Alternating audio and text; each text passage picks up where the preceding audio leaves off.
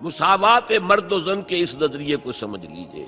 دوسرا نظریہ میں بتاؤں گا جو آج دنیا مغرب سے لے رہی ہے، وہ سراسر گمراہی ہے، سراسر گمراہی ہے، سراسر گمراہی۔ لیکن نیکیوں کے میدان کھولے ہوئے ہیں مردوں کے لیے، عورتوں کے لیے۔ جو مرد کمائے گا نیکی وہ اس کے لیے ہے، جو عورت نیکی کمائے گی وہ اس کے لیے ہے۔ انڈیویجویلٹی ہے، فریڈم ہے، فریڈم آف ول ہے، مساوی ہے۔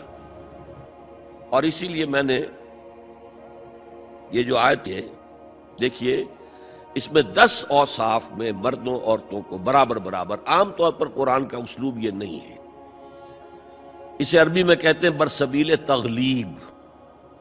ایک مجمع ہے، مرد بھی ہیں عورتیں بھی ہیں، تو مذکر میں خطاب ہوگا، مؤنث کے صیغے سے خطاب نہیں ہوگا، وہ تابع ہے ساتھ ہی آ جائیں گے۔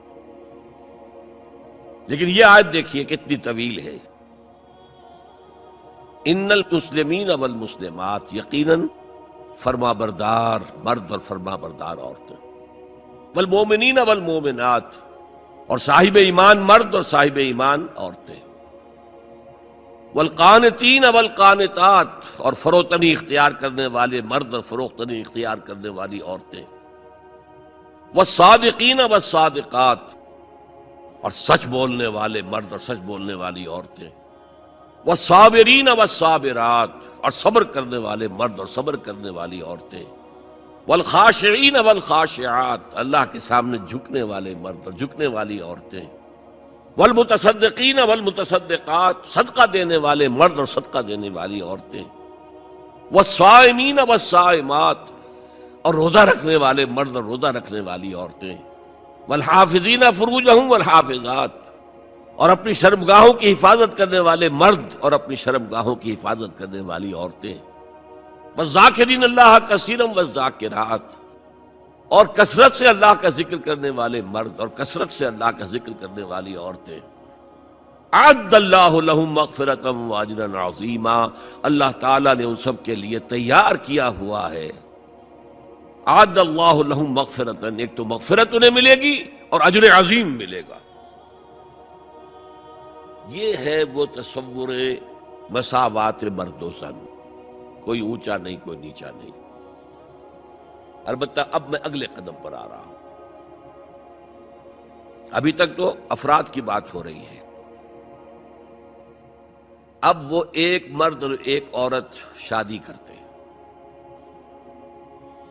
یہاں آپ کو سمجھ لینا چاہیے اب وہ برابر نہیں رہے، اس لیے کہ گھر بنانا ہے، خاندان کی بنا ڈالنی ہے، ایک ادارہ ہے، انسٹیٹیوشن آف فیملی ہے، اور کسی انسٹیٹیوشن کے دو برابر کا اختیار رکھنے والے سربراہ نہیں ہو سکتے۔ آئی جی ایک ہوگا، ڈی آئی جی 4 ہوں، 5 ہوں، 6 ہوں۔ کوئی فرم ہے، مینیجنگ ڈائریکٹر ایک ہوگا، آپ 100 ڈائریکٹر رکھ لیں، مینیجنگ ڈائریکٹر 2 نہیں ہو سکتے، کوئی کاروبار چل ہی نہیں سکتا۔ تو گھر کا ادارہ تو برباد ہو جائے گا اگر آپ نے برابر کر دیا دونوں کے اختیارات کو۔ آج اس کا مزہ چکھ رہا ہے یورپ اور ویسٹ اور امریکہ۔ خاندانی نظام ٹوٹ گیا، آج وہ شادی کرتے ہی نہیں، مرد شادی نہیں کرتے۔ کیوں کریں؟ قانون آپ نے یہ بنا دیا ہے کہ آپ نے آج شادی کی اور 1 مہینے کے بعد آپ اپنی بیوی کو طلاق دیں تو اپنی پوری دولت کا نصف دینا پڑے گا اسے۔ وہ کہتے ہیں ہم نہیں کرتے یہ۔ لیکن عورت کی تو ضرورت ہے نا، مرد کی ضرورت عورت ہے، لیکن عورت کی ضرورت بھی تو ہے مرد۔ مرد کہتا ہے آؤ میرے ساتھ رہو، کھاؤ پیو، میں شادی نہیں کروں گا۔ وہ یہ کہتے ہیں وی آر لیونگ ٹوگیدر، بس we are not married, we are living together. بچے بھی ہو رہے ہیں۔